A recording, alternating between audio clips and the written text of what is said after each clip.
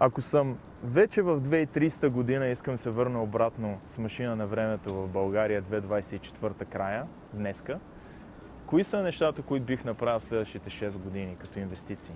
Първо, ще се фокусирам върху кварталите, където има бизнес среда.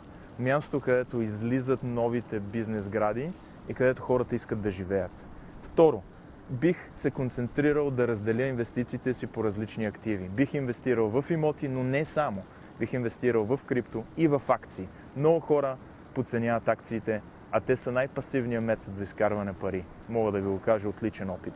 И трето, бих се фокусирал върху бизнеси, които ще стават по-големи и по-големи следващите 5 до 10 години. Това са дигитализацията в имотния пазар, както е примерно Investimo.bg. Според мен такива услуги тепърва навлизат в България и това е място, където ще има страхотно жънене на пари.